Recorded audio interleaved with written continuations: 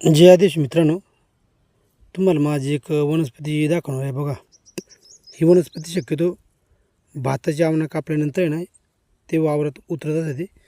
तर बघा, ही मूतखाडीची वनस्पती आहे आणि त्याला ज्या फुलं येतात त्या पण अशी खाडीच्या आकारात.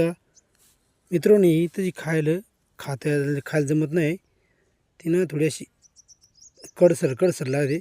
ही वनस्पती गुळात खायला ते गुळात 15 एक दिवस हिची पावडर जर करून खाल्ली तर मित्रांनो, कसा मूतखडा असला तो हे वनस्पतीनं ना इरगळतो.